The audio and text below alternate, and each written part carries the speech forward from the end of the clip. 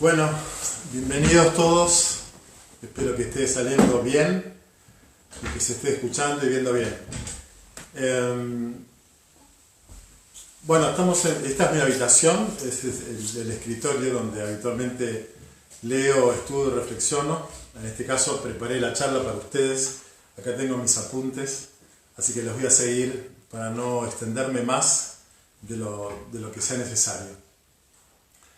Bueno, en este tiempo de cuarentena me gustaba reflexionar sobre nuestra post-cuarentena, nuestros vínculos durante este tiempo tan especial, tan distinto, tan intenso, y si esta vivencia tan fuerte va a dejar alguna huella en nosotros para después. Todos estamos transitando esta cuarentena de distancia social, en algún punto encerrados en casa, y ya empiezan a surgir algunos sentimientos propios de esta experiencia, ¿no?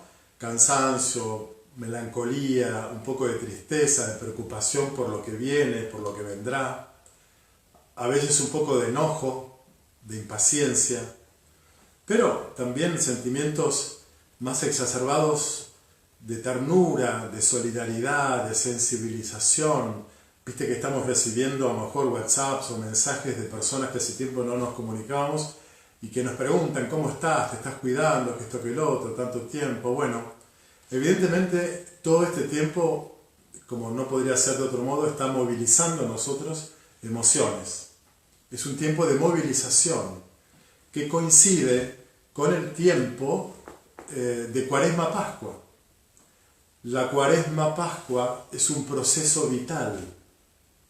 Es una celebración litúrgica, pero el rito está simbolizando externamente un proceso de movilización interior. Este ciclo Cuaresma-Pascua es un ciclo litúrgico existencial, el que más moviliza y transforma y convierte a los cristianos. Por eso es que la transformación de nosotros, la conversión en términos más religiosos, es para nosotros participar de la muerte y resurrección de Cristo, lo que nosotros celebramos en la liturgia. La conversión no es entonces un propósito que yo me hago de ser más bueno, sino participar íntimamente en el acontecimiento que celebro, y al celebrarlo participo de él. Es vivir una experiencia de una cierta muerte como paso, como Pesaj, a una nueva forma de vida. Sin muerte a esta vida, no hay resurrección a una vida plena para Cristo. Cristo, para acceder a la gloria de su resurrección, tuvo que atravesar la muerte.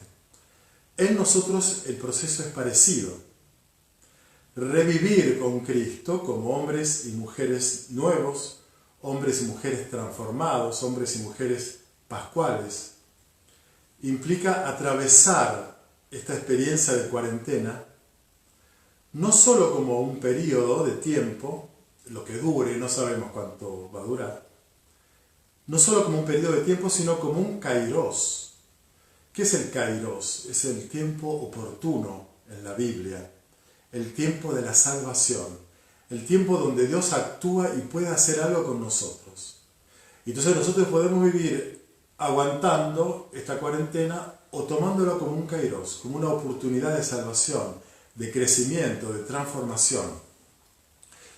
El ideal sería que podamos salir de esta cuarentena transformados. Hoy hay como una especie de lugar común en los medios de comunicación, en los programas de la tele, en los diarios, esta cosa de preguntarse si la humanidad cambiará después del coronavirus. Bueno, ustedes han escuchado este planteo, unos dicen que sí, otros dicen que no. Yo prefiero plantear la cuestión en términos más personales. ¿Yo cambiaré algo? Yo, después de esta cuarentena. ¿A vos te servirá para algo bueno este tiempo malo? Porque claramente es un tiempo malo, de encierro, de cansancio, quizás de problemas económicos, de estrés, de preocupación. ¿Este tiempo malo te puede servir a vos para algo bueno? En la victoria pascual de Dios sobre el mal de males, que es la muerte, esto es lo que celebramos en la Pascua, quedó demostrado que Dios puede convertir la muerte en vida, es decir, puede sacar de lo malo algo bueno. Bueno, esta noche de martes me interesa reflexionar con ustedes si después de esta cuarentena y por el hecho de transitarla como kairos, como oportunidad de crecimiento y tiempo de salvación, Dios puede o no transformar en algo nuestra vida. Preguntarnos entonces si la gracia cuaresmal pascual, es decir, si el poder de Cristo crucificado, para utilizar la frase de San Pablo, el poder de Cristo crucificado y resucitado puede convertir algo en nosotros. Como verán, me gusta ir al hueso en este momento de la experiencia cuaresmal, pascual, y de la experiencia también de esta cuarentena. Y entonces, específicamente, avanzo con la pregunta. Como se trata la cuarentena de una especie de ascesis vincular extrema por la separación, la distancia, etcétera, que ahora vamos a profundizar, preguntarnos si Dios puede transformar nuestra forma de vincularnos unos con otros a través de esta ascesis vincular extrema. Si algo puede cambiar en nuestra manera de relacionarnos. Bueno, empecemos. La pandemia claramente es una realidad, es una dura realidad, lo mismo que la cuarentena. Pero hoy quisiera tomarla, a la pandemia por contagio, a la cuarentena de aislamiento, quisiera tomarlas como metáforas, es decir, como expresiones simbólicas de lo que es nuestra vida y de lo que es nuestro modo de vincularnos. La cuarentena significa cerrar puertas, distanciarnos, sospechar unos de otros como portadores posibles de algo malo, de un contagio. Y todo esto de cerrar las puertas, distanciarnos, sospecharnos, todo esto es para cuidarnos y garantizar nuestra vida. Pero después de la pandemia, ¿qué modo asumiremos de relacionarnos para cuidar y garantizar nuestra vida, para hacerla posible, para disfrutarla? Lo que hoy es saludable, mañana lo seguirá siendo. El aislamiento, el temor, la sospecha, ¿pueden ser una forma saludable de vivir, de convivir unos con otros? Claro que no. Evidentemente no lo es. Vamos entonces a la palabra de Dios que la liturgia de Pascua nos regaló en el segundo domingo de Pascua. Todos ustedes se acuerdan seguramente de ese texto del Evangelio de Juan, donde se nos dice, y esta es la imagen del icono, el icono en el flyer que les mandamos para invitarlos. Juan dice ahí el evangelista que apareció Jesús estando cerradas las puertas del lugar donde se encontraban los discípulos por temor a los judíos, y poniéndose en medio de ellos les dijo: la paz esté con ustedes. Esa noche, hay que decirlo, no solo estaban cerradas las puertas de ese lugar, lo que estaban cerradas también eran los corazones de los discípulos por el miedo. El miedo los había encerrado íntimamente, interiormente. El resucitado atraviesa las puertas, pero sobre todo traspasa el corazón cerrado por el miedo. Cuando nuestro corazón está cerrado por el miedo, por el resentimiento, por la tristeza, cuando nuestro corazón se cierra, Jesús está dentro. Él tiene el poder de traspasar esas barreras que nosotros ponemos y en las cuales vamos a profundizar, porque Él está dentro y habita todas nuestras emociones, nuestras alegrías y nuestras tristezas, nuestros gozos y nuestros dolores, nuestras ilusiones y nuestras desilusiones. Pregúntenle a los discípulos de Maús si Jesús no estuvo presente íntimamente en su gran desilusión y tristeza. Por eso, volviendo al Evangelio de Juan, esa noche el resucitado se hizo presente en medio de los suyos, estando cerradas las puertas, y sopla sobre ellos su aliento, su pneuma, su espíritu, y transforma el miedo en paz. No fue magia, fue fruto de un encuentro. Solamente un encuentro transforma a las personas.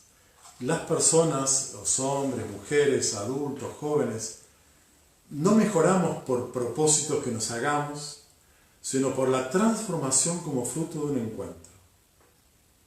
El resucitado entonces, haciéndose presente en medio de los suyos, hace que este encierro por temor se transforme en apertura y fuente de alegría. El encierro por temor convertido en apertura por la alegría. Dice el texto del Evangelio de Juan que los discípulos se llenaron de alegría al ver al Señor. Y entonces la cerrazón, la clausura se convierte en apertura con una serie de verbos pascuales típicos. En este Evangelio de Juan dice Jesús, yo los envío, como el Padre me envió, yo los envío. Mateo dice, vayan a Galilea, allí me verán. Y en Galilea, vayan y hagan de que todos los pueblos sean mis discípulos. Vayan. Y Marcos dice, vayan por todo el mundo. Por tanto, del encierro por temor al vayan por el amor. Esta es la transformación pascual. Es lo que hoy Francisco, con su lenguaje tan típico, llama la iglesia en salida, no una iglesia recluida y aislada, separada de la gente, sino cercana a la gente. Los pastores, con olor a oveja, la expresión que todos ustedes han escuchado. Bueno, profundicemos un poco ahora entonces en esta dinámica de cerrazón y apertura en nuestras relaciones humanas y también con Dios sobre el final. La contracción y la apertura del alma son como la sístole y la diástole de esa dinámica del ciclo cardíaco de nuestro corazón. La contracción y la relajación del sistema circulatorio son como los dos ritmos de la vida. La cerrazón, la apertura son movimientos vitales en cada uno de nosotros, en nuestra propia persona. Pero claro, por tanto, no puede haber solo cerrazón ni solo apertura. Es la dinámica de abrirse y cerrarse la que hace que la vida sea posible y la salud sea posible. Pero digo, hay maneras y maneras de vivir la cerrazón y la apertura. Hay etapas de tu vida donde vos estás más cerrado, más silencioso, más retraído, más reconcentrado. Hay otras etapas de tu vida donde estás más abierto, más comunicativo, más extrovertido, más alegre. Pero en general podríamos decir esto, que hay una forma saludable de cerrarse y una forma saludable de abrirse. Y hay otra forma no saludable de cerrarse y una forma no saludable de abrirse. Vamos al modo saludable de cerrarse, y ahora pongo como comillas en este cerrarse, ¿no?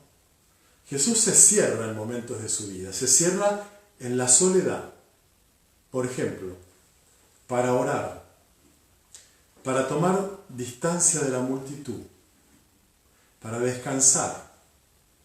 Y en esos tiempos de oración y de separación de la gente y de descanso, Jesús los vive fructuosamente, intensamente, provechosamente. En esos momentos de oración, de distancia y descanso, Jesús supera tentaciones.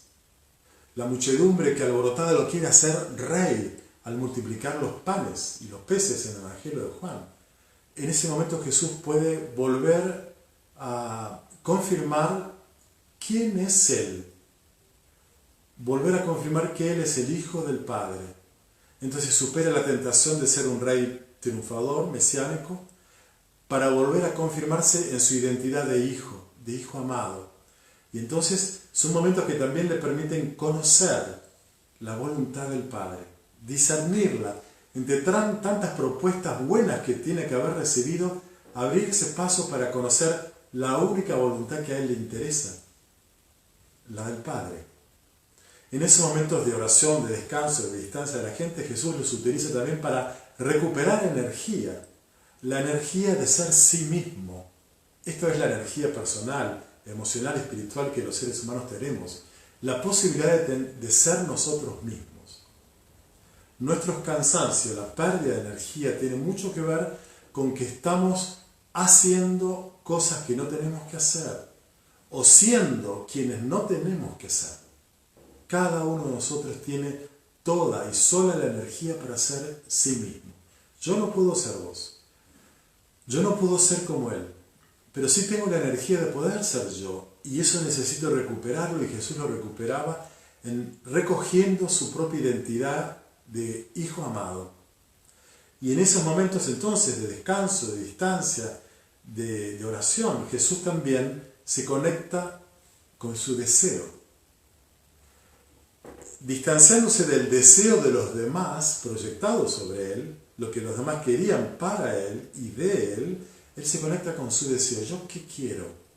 Y esto es clave en la vida de Jesús y en nuestra propia vida, porque nosotros andamos transitando por la vida sin explicitar lo que deseamos, lo que queremos, lo que nos es irrenunciable, aquello por lo cual vivimos, aquello que amamos y aquello que es la energía y el motor de nuestra atracción en la vida para superar cansancios, no para no tenerlos, sino para poder superarlos por la fuerza del deseo. Jesús entonces se cierra, digo entre comillas, para orar, para tomar distancia de la multitud, para descansar y tener todos estos frutos en esas experiencias, pero también se cierra en algún punto más comunitariamente, con un grupo selecto, diríamos dentro del equipo apostólico. Me refiero a ese grupo de tres, de Pedro, Santiago y Juan. Todos recordarán cómo Jesús se separa de la multitud, se separa del resto de los discípulos y del resto de los apóstoles, como círculos de relación, y se queda con esos tres, por ejemplo, cuando va al monte, a ese alto monte, al Tabor, al monte de la transfiguración, pero sobre todo también cuando va a Getsemaní. Él está por afrontar el momento clave, decisivo de su vida, donde puede realizarse o frustrarse. Y entonces necesita cerrarse acompañado, en una soledad acompañada. Él está solo porque solo Él es el que tiene que ir a la cruz. Y cuando vienen a buscarlo va a decir, soy yo. No va a decir, somos nosotros. Soy yo. Si me vienen a buscar a mí, dejen que estos se vayan. Pero ese momento de soledad es una soledad acompañada por Pedro, Santiago y Juan. Por tanto, Jesús se cierra con ellos y diría, la expresión más propia sería, Jesús se refugia en Getsemaní, no se esconde, se prepara, no se evade. Esa experiencia de cerrarse con sus tres amigos lo dispone a Jesús en un sentido positivo y saludable, porque se cierra para poder abrirse, para tomar la energía final, el impulso último, para hacer su máxima apertura de entrega a Dios y a los hombres. Por lo tanto, Jesús se cierra para abrirse a los demás, se recoge en sí mismo para entregarse a sí mismo. Entonces fíjense esta dinámica de Jesús, ¿no? Jesús se cierra y se abre, y se vuelve a cerrar en la intimidad para volver a darse y abrirse a los demás.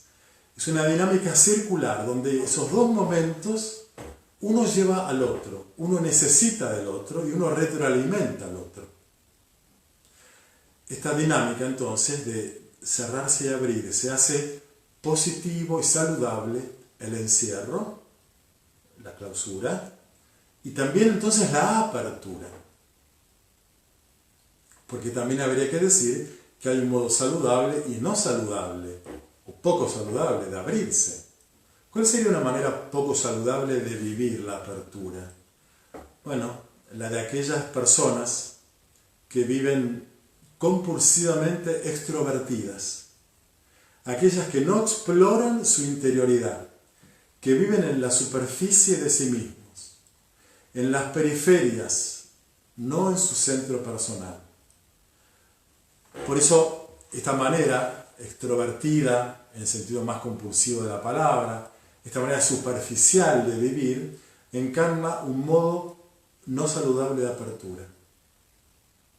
Al hacer razón saludable que dispone el corazón para una sana apertura, a esa razón saludable la llamamos intimidad.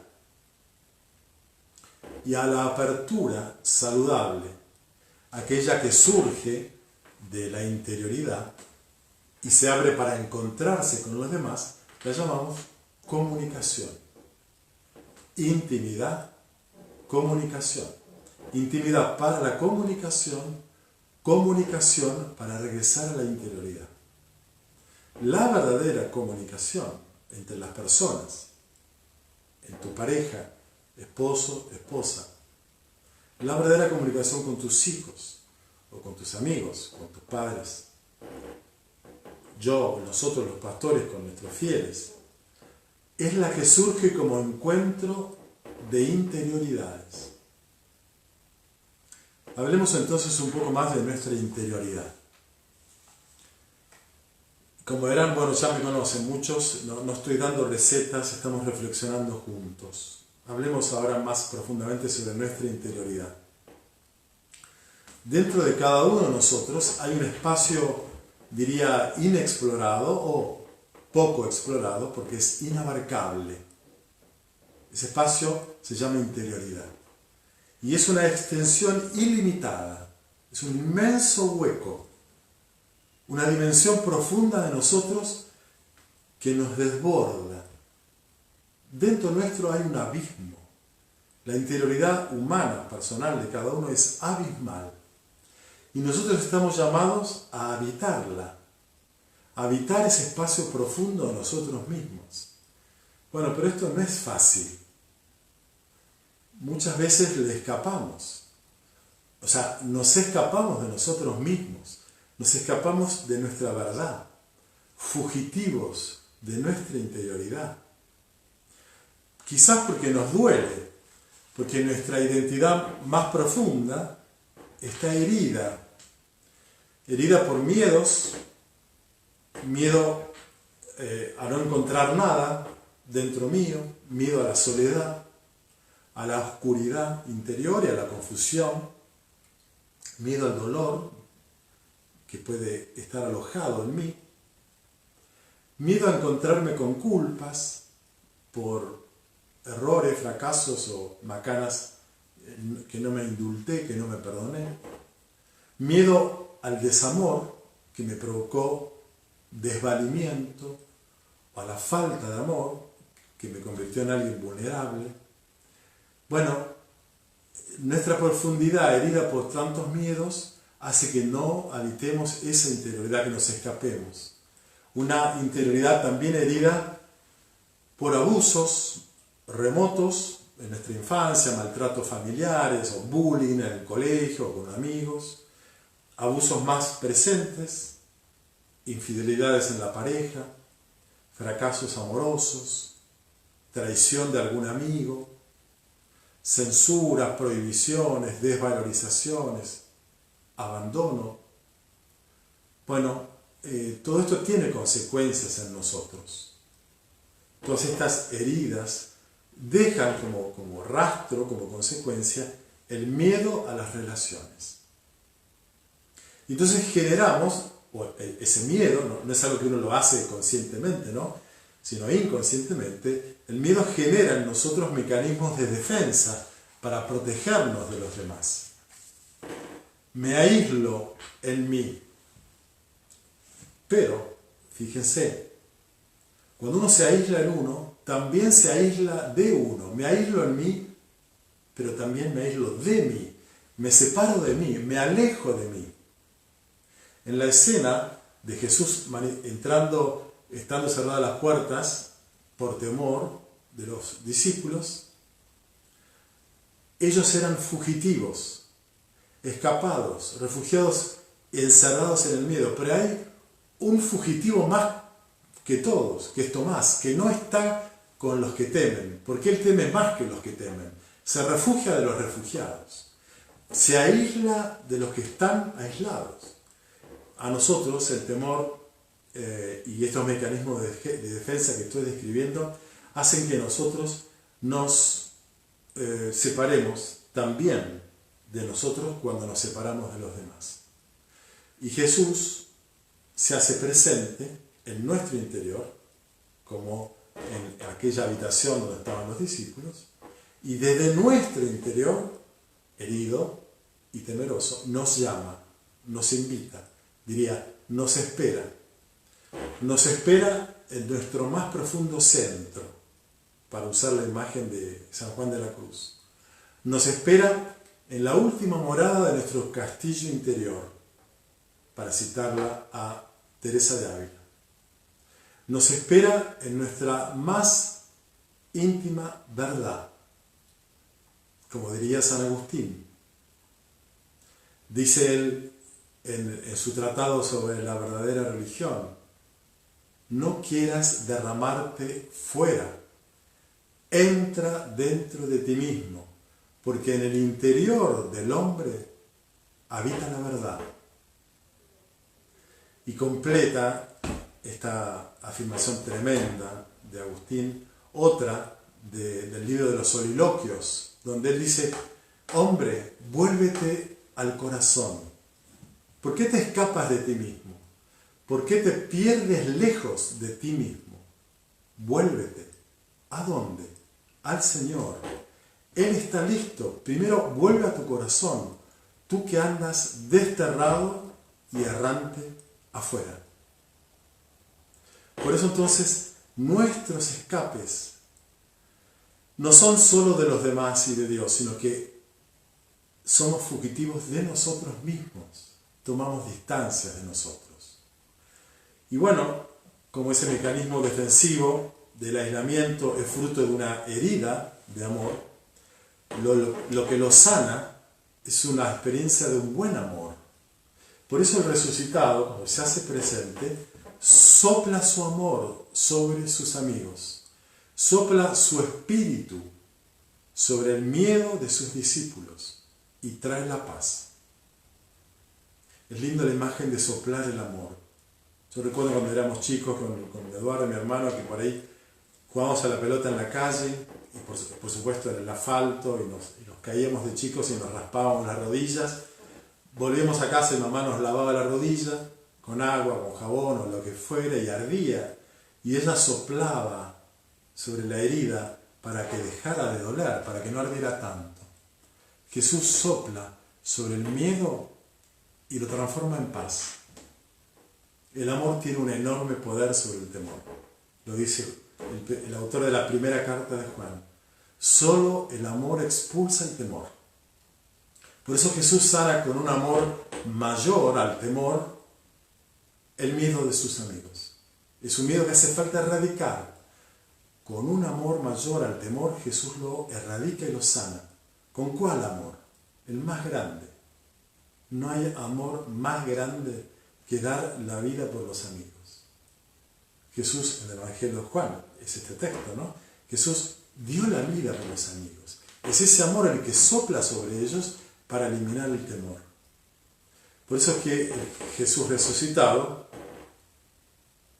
hoy, ahora, en este tiempo de encierros, de cuarentenas, de aislamientos, sospechas y temores, en esta Pascua, que puede ser la Pascua de nuestra vida más importante, está soplando su amor sobre nosotros para sanar nuestra interioridad, para animarnos a habitar nuestra interioridad, sanada por el amor. Y fíjense, se da ahora una paradoja. Nuestra interioridad, nuestro núcleo más interior, más íntimo, más cerrado, es abierto, está abierto. Somos los seres humanos, las personas, por el hecho de ser espirituales, somos abiertos. ¿Qué significa esto? Que somos incompletos. nuestra condición humana, personal, es la incompletitud. Los psicoanalistas dicen la falta, la castración. Los filósofos le llaman la finitud. ¿Qué quiere decir esto? La finitud, que no encontramos la plenitud en nosotros. Somos seres abiertos, somos seres hacia los otros. Seres en nosotros, hacia los otros. Esto es el origen del deseo. Acá se origina el deseo, que siempre es deseo del otro. La búsqueda de encontrarme a mí plenamente en relación hacia el otro. Por eso decía hace un rato que nuestra profundidad está como desfondada, abierta hacia el abismo de los demás, de los otros, tu pareja, tus hijos, tus amigos, tu prójimo, y hacia Dios. Por eso es que esta experiencia de una interioridad, de una clausura abierta, es una gran paradoja, una cerrazón abierta, adentro, abierta hacia adentro. Acá me gustaría, para poder graficar esto, de cómo nuestra interioridad es una cerrazón abierta hacia adentro, me gustaría ponerles este ejemplo. El de la arquitectura del claustro en los monasterios. ¿Qué es el claustro? El lugar de la clausura, el lugar cerrado. Las monjas o los monjes de clausura, donde los demás no entran. Ese lugar clausurado se llama claustro, y el claustro es como el núcleo íntimo del monasterio. Es, para los que no conozcan, muchos los conocerán, los claustros, es un patio cuadrado de 4 lados, con una galería que permite la circulación alrededor del claustro, y en esa galería, que está cerrada hacia afuera, está abierta hacia adentro, hacia las distintas locaciones que permite acceder el claustro. La capilla, la sala capitular donde se reúne la comunidad, el refectorio, el comedor donde comen los monjes, la hospedería donde la comunidad y el claustro se abre para invitar a los huéspedes, que siempre es un número limitado, hay límite para abrir la clausura, pero está abierta. Y entonces esa apertura del claustro, del lugar cerrado, es a nivel humano, fraterno, pero también a nivel religioso y divino. El claustro está abierto hacia arriba, hacia el cielo, hacia Dios. Y ese cielo tiene su correlato en la tierra, porque ese patio interior es un jardín, y el jardín del medio del claustro es una imagen del paraíso, en el centro del cual hay una fuente de agua, como metáfora, como símbolo del agua de la vida. Yo soy el agua de la vida, el que tiene sed que venga a mí y beba, dice Jesús en el Evangelio de Juan. Por lo tanto, el claustro como lugar clausurado, cerrado, hacia afuera, es un lugar abierto hacia adentro, hacia los vínculos humanos y hacia el vínculo con Dios. Por tanto, la apertura hacia adentro es aquella de un encierro saludable, porque no me aísla, me vincula conmigo mismo, y está bueno que yo esté conmigo, me vincula con los demás más profundamente, lo veremos, y me vincula con Dios. Pero me vincula desde adentro, desde mi profundidad. En lo profundo de nosotros encontramos una apertura porque somos seres en relación. De algún modo somos una relación. La pregunta acerca de quién soy, al revés, la respuesta a esta pregunta, ¿quién soy?, está en el otro. Soy tu pastor, soy tu amigo, soy tu madre, soy tu padre, soy tu hermano, soy tu hijo, soy tu amada, soy tu amado. Nadie empieza y termina en sí mismo. Esto significa entonces que ser persona es vivir esa apertura hacia adentro que posibilita el encuentro con uno mismo, que siempre será un encuentro parcial, diríamos. Por tanto, un encuentro-desencuentro. Un cierto desencuentro porque en mi más profundo centro hay apertura hacia los otros. No me puedo encontrar a mí cerrándome en mí. Me encuentro a mí yendo a mi centro, pero abierto hacia los demás. Por eso, en realidad, interiorizarme, ir a mi centro interior, es el comienzo para encontrarme, pero me encuentro más plena y verdaderamente en los otros, como hijo, como hija, como padre o madre, como amigo, como prójimo, como hijo amado de Dios. En ellos me encuentro a mí mismo. Mi apertura hacia adentro, mi interioridad, me lleva a una apertura hacia afuera, la intimidad, el vínculo. Y acá hago una mínima pausa porque sé que esto puede generar dudas o cuestionamientos. Hago una pequeña pausa para decirles que los que quieran hacerme alguna pregunta, que yo al final de la charla pueda responder, háganla en el Facebook solamente. Dejamos Instagram en este momento de lado para que nuestro equipo de producción se concentre en la página de Facebook y escriban la pregunta y mi equipo de producción después me la va a transmitir. Bueno, decíamos entonces que en los demás me encuentro a mí mismo. Mi apertura hacia adentro, esa interioridad, me llevó hacia una apertura hacia afuera, a la intimidad, al encuentro, al vínculo con los demás. Entonces, por un lado, el encuentro conmigo mismo es una condición para de verdad encontrarme con los demás. Pero, por otro lado, el encuentro con los demás posibilita el encuentro conmigo mismo. Es una dinámica circular, la repito. Para poder encontrarme contigo, primero tengo que encontrarme conmigo.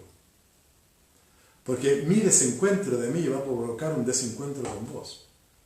Entonces necesito encontrarme para poder encontrarte, pero al encontrarte me voy a reencontrar más profundamente también a mí. Digo, es una dinámica circular. Una retroalimenta a la otra, una vivencia. Y queda claro porque el reverso de esta circularidad positiva nos confirma lo mismo. Si yo no me encuentro conmigo, tampoco contigo. Y si no me encuentro contigo, tampoco del todo me encuentro conmigo. Lo decía también muy lindo San Agustín en sus confesiones. Decía San Agustín, se lo decía a Dios: ¿dónde estaba yo cuando te buscaba? Tú estabas delante de mí, pero yo me había alejado también de mí y no podía encontrarme. ¿Cómo iba a encontrarte a ti? Agustín, que es el teólogo, psicólogo de la interioridad, ¿no? Del hombre interior. Si yo no me encuentro conmigo, no me encuentro contigo, se lo dice a Dios. Pero esto es válido en mi vida, en la tuya, en nuestras relaciones. Tu relación de pareja, tu relación con tus hijos, o con tus amigos, o con tus viejos, tus padres, que muchas veces está llena de discusiones, de desentendimientos, desencuentros, alejamientos, conflictos, enojos, peleas, separaciones, divorcios. No son otra cosa que expresiones, no solo del desencuentro con el otro, sino del desencuentro con el otro que se originó en la falta de encuentro conmigo mismo. Por eso, al habitar mi interioridad, porque la fui trabajando, es una especie de ascesis, ir al interior, trabajo mi hombre interior. Todos nosotros, por el hecho de ser personas, somos profundos. Nadie es superficial.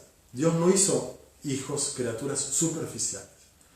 Tenemos lo que Juan de la Cruz llama las profundas cavernas del sentido, del alma.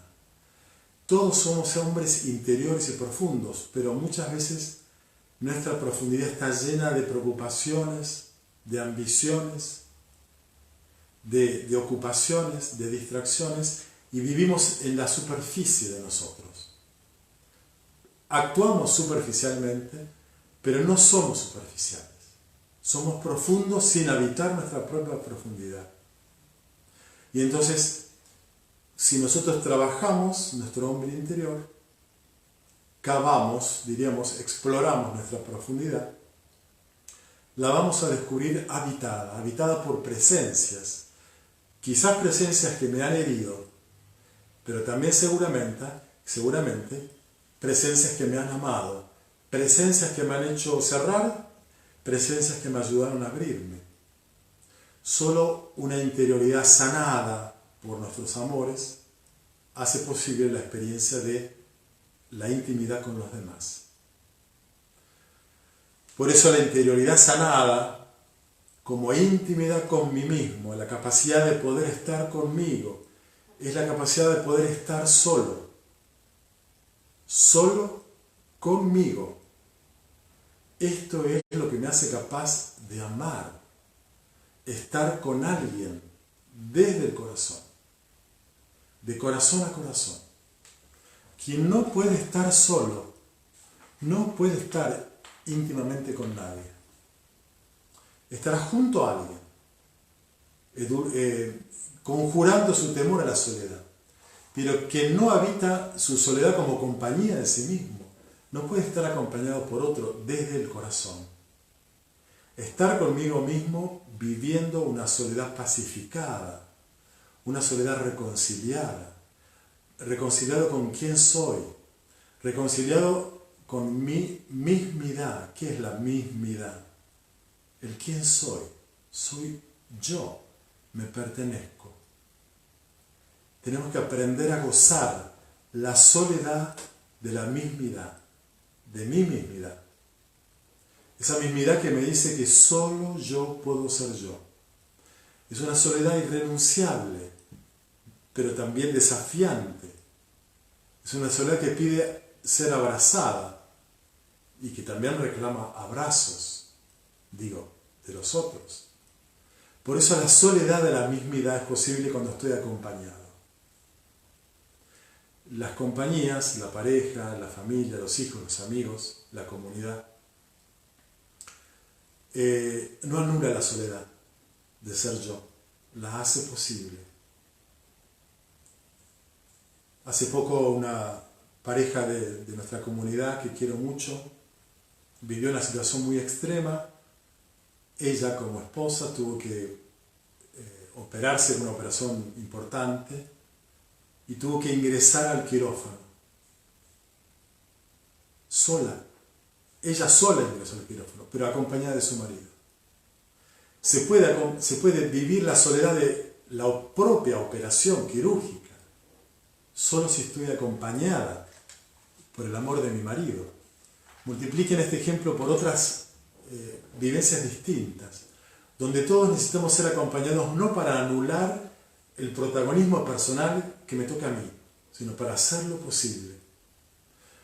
Lo que yo soy, el quién soy, mi mismidad, es algo dinámico, porque yo soy siendo, porque vivo transitando, avanzando por la vida, me van pasando cosas, y entonces esa mismidad a veces está herida, a veces está sanada, a veces está cansada, a veces la dejo descansar, a veces está triste, a veces encuentro consuelo, a veces pierdo la noción de quién soy, a veces lo recupero, a veces estoy alborotado, a veces pacificado. Bueno, como ven, esa mismidad es oscilante, forma parte de mi propio drama, de mis propios climas y paisajes interiores que van variando. Soy yo, soy, diríamos, mi estación de otoño, mi estación de primavera. Soy mis temores y soy mis esperanzas y ilusiones. Ir a mi interior es como la condición para poder atenderme, recuperar energía, confirmar deseos, descubrirlos y confirmarlos. Quizás liberarme de los deseos de los demás proyectados sobre mí. Queremos que el cura sea tal cosa. Bueno, o quiero que mi marido sea, o quiero que mi mujer, todos queremos que los demás, quiero que los demás quieran lo que yo quiero. Bueno, ir a nuestro interior nos ayuda a confirmar nuestros deseos, discernirlos en interacción con los deseos del otro, discernir opciones, pacificarme por la aceptación de mí mismo, de mi situación, de mi circunstancia, de mi presente, la aceptación de mi pasado. Necesitamos cerrar la puerta de nuestra habitación. ¿Viste la típica imagen, la típica escena de una mujer más o menos joven con chicos chiquitos que están haciendo despelote en la casa? Típica escena de la cuarentena. Y la mujer cierra la puerta de su habitación para tener un espacio para ella, para tener un espacio de libertad. Bueno, esta es una imagen también de poder recogernos en nuestro interior, ya no en la locación de nuestra habitación, sino en nuestro interior. Es el espacio de libertad. La interioridad es un espacio de libertad y entonces de liberación. Al encontrarme con el amor incondicional de Dios que me ama, y me ama no por cómo me comporto, me ama porque soy suyo. Es un amor infalible y por eso es un amor muy liberador, muy pacificador. Mi mujer, mi marido, mis hijos me reprochan, mis clientes me piden que les pague, el cura me retó, mi feligrés me pide. Bueno, recogernos en nuestro interior es vivir la libertad de poder ser yo como estoy pudiendo serlo en la presencia de un Dios que me ama. Vivir el encuentro de interioridades, mi interioridad con la del otro. Vivir relaciones de intimidad en la pareja, con los hijos, los amigos, es algo sutil. Pide la tensa integración de dos polos, cercanía y lejanía, proximidad y distancia, comunión y libertad, entrega y reciprocidad. Por eso es que hay una estrecha relación entre la experiencia de intimidad con otros y los límites. La intimidad con otro nunca significa ser absorbido por el otro y entonces quedar anulado. Significa abrirse al otro, pero establecer límites personales. El respeto a la alteridad, a la condición única y otra del otro y de mí. El respeto a la alteridad es formular límites personales claros. No hay verdadera comunicación, no hay verdadero amor, no hay verdadero encuentro si yo no dejo al otro ser otro. Por eso es que la intimidad implica aprender a aceptar el límite de detenerme ante su libertad, ante su sensibilidad, ante sus razonamientos y sus razones. No invadir, no violar, no forzar, no violentar en la relación con la pareja, en la relación con los hijos. Necesitamos entonces aprender a expresar con claridad los límites para gozar del compañerismo en la pareja, para gozar de la paternidad con los hijos y no sufrirla. No sufrirla porque me sofocan o no sufrirla porque ellos no se abren como yo quiero que se abran conmigo. Aprender a compartir lo compartible, sentimientos, opiniones, sueños, proyectos, actividades, pero también aprender a respetar lo que no es posible compartir. ¿Y qué es lo que no es posible compartir? Cada pareja es un mundo, cada persona es un mundo, cada familia es un mundo, cada relación de amigos es un mundo.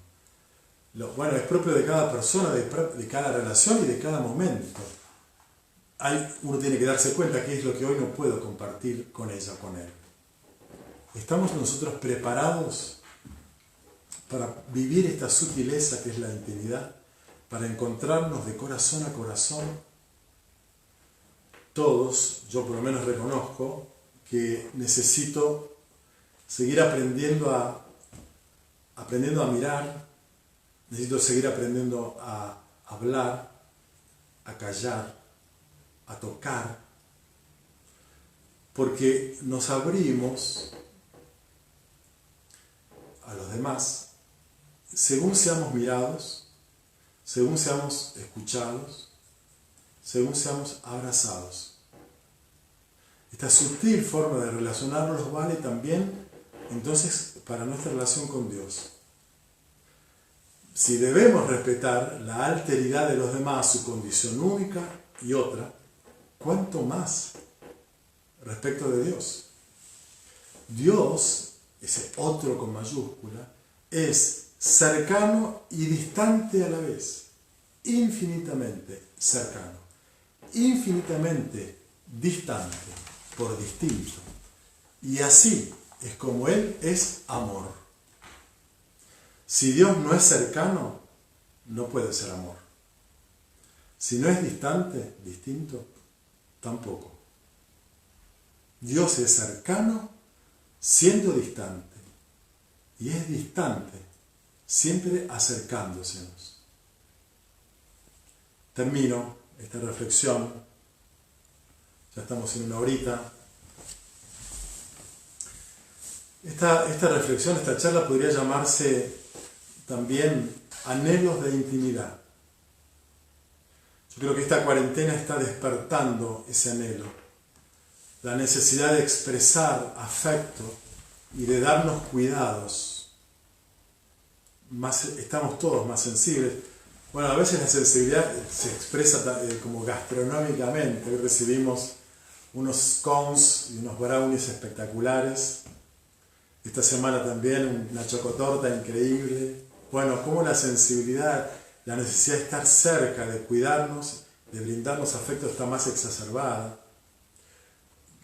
A ver, traten de no seguir mandándonos brownies, porque acá el turco dice que va a engordar, tiene que hacer más caminatas, si no.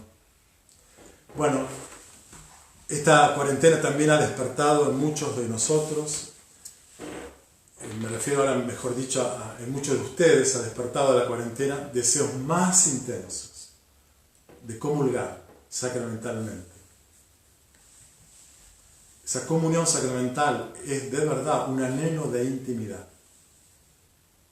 Jesús resucitado, recuerden, come con sus apóstoles a orillas del mar en Tiberíades, Evangelio de Juan, en la casa de Emaús, Evangelio de Lucas. Dos escenas de intimidad con comida.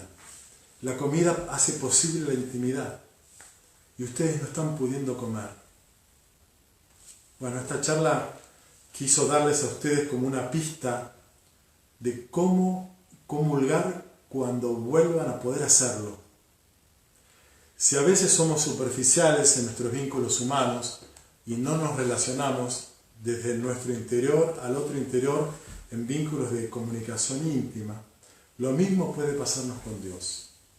Por eso necesitamos humanizar nuestra capacidad de relacionarnos de corazón a corazón, la intimidad. Porque esta misma sensibilidad humana nos va a permitir también comulgar con Jesús íntimamente. Esta abstinencia eucarística de la cuarentena es un sufrimiento para ustedes que tiene que ser transformador, tiene que ser pascual, transformador en el modo de relacionarnos con los demás,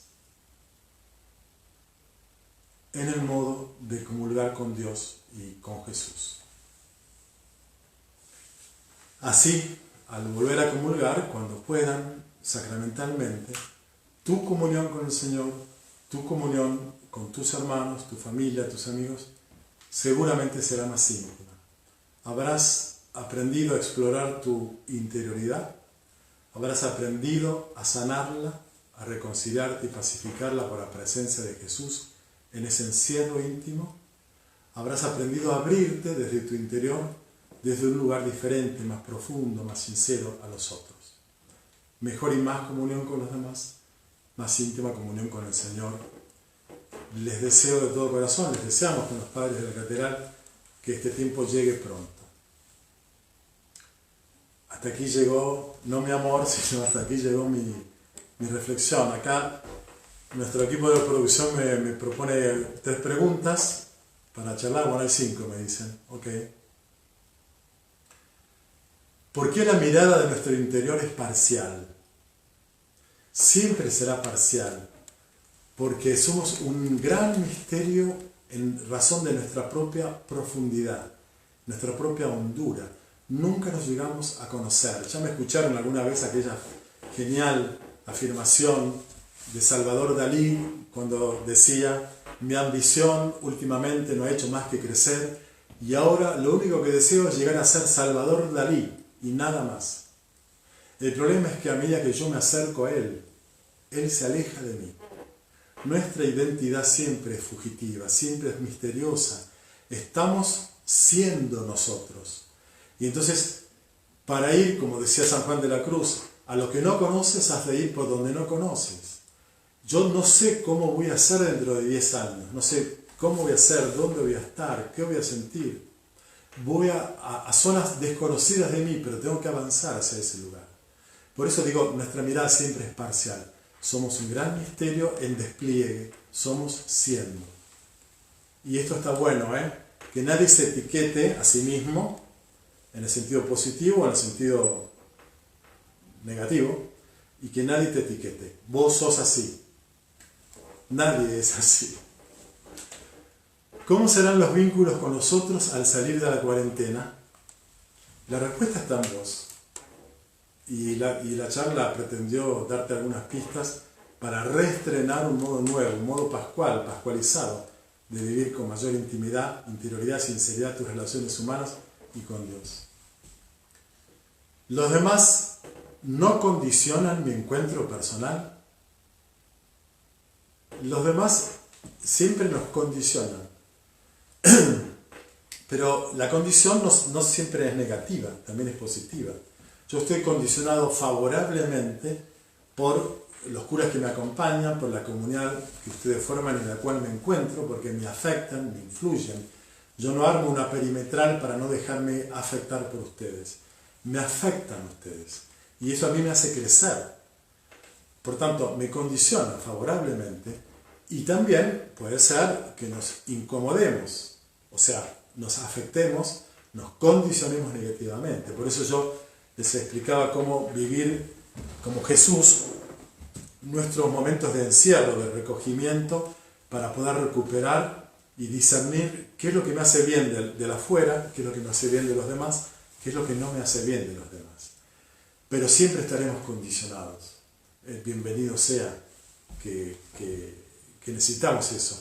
Les pongo un ejemplo concreto de la vida matrimonial o de la vida de los hermanitos chiquitos, por lo menos yo cuando era chico con mi hermano mellizo. En la pareja, cuando no hay mucha interacción, se empiezan a pelear porque necesitan condicionarse, porque no tocarse, no condicionarse, no pelearse es peor. El aislamiento, el no condicionamiento mutuo es peor que ese contacto mal vivido, porque es una pelea, porque es una discusión, pero es mucho peor la indiferencia fría, distante del otro. Si el otro me está buscando para pelearse, quiere decir que yo soy alguien para el otro. Bueno, los chiquitos, los hermanitos también a veces se pelean para salir de su propia soledad y su propio aburrimiento. Por tanto, necesitamos esos condicionamientos, pero habrá que saber discernirlos y aprovecharlos favorablemente. Última pregunta, no que habrán hecho otras más, pero última pregunta que tengo tiempo para responderles. ¡Wow! Para. Esta viene de un familiar mío, parece. En el encuentro con nosotros mismos y nuestra historia, cómo trabajar el perdón de uno mismo.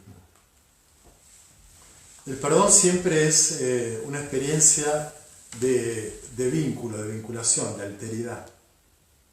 Necesitamos, antes de autoconvencernos de nuestro propio perdón, necesitamos mirarnos más que ante el espejo de nuestra propia conciencia y de nuestro propio super yo, dirían los psicoanalistas. Ese super yo que me exige y me felicita cuando rindo de acuerdo a mi autoexpectativa y me censura y me flagela y me castiga cuando no rendí lo que yo esperaba de mí. Antes de mirarme ante el espejo de mi conciencia o de mi super yo inconsciente, necesito aprender a ponerme en la presencia de Dios. Ante su mirada sosegada, serena. Y Él me mira, no mira mi conducta, no mira cómo me fue, no mira mis logros, ni mis fracasos, me mira a mí. Aquellos que sean padres de familia, padre, madre, pueden ejercitar reflejamente, como indirectamente, esta experiencia en el modo de mirar a sus hijos. Es inevitable que los padres, en general a veces suelen decir que el padre varón es el que ama a su hijo de un modo más interesado y con expectativas proyectadas sobre sus hijos. Por eso su mirada es una mirada más condicional, a que el hijo dé frutos, sea exitoso, le vaya bien. Y suele decirse que la mamá, el amor materno, es más incondicional.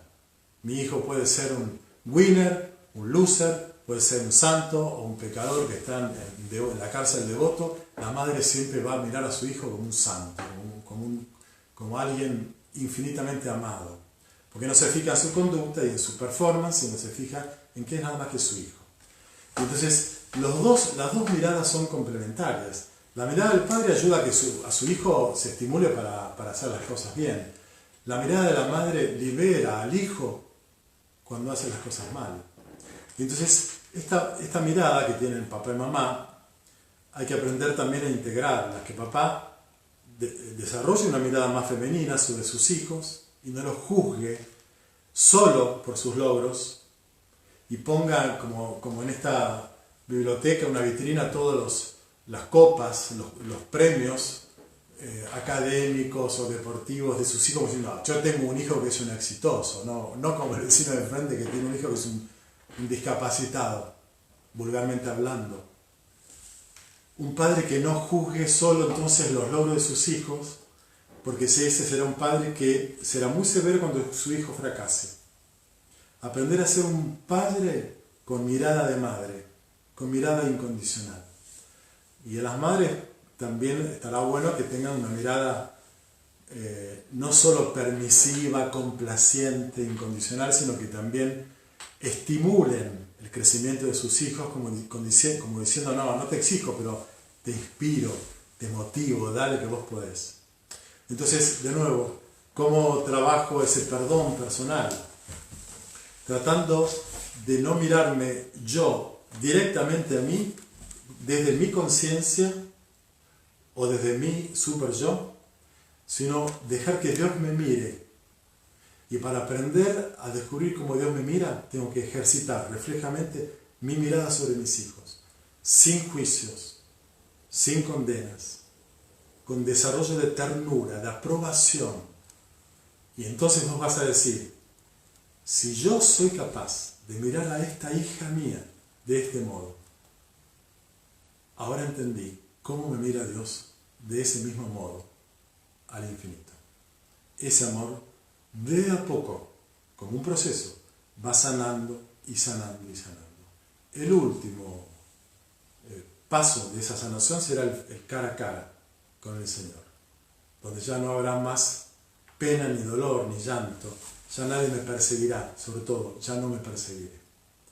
Bueno, seguimos con esta cuarentena, pum para arriba, ¿cómo están? ¿La está bancando bien o no? Acá estamos con el Turco y Pedro para arriba, ¿no? Bueno, me despido y nos reencontramos como todos los días en la misa de 10, en la misa de 19 y los fines de semana. Chau y mi bendición y mi cariño.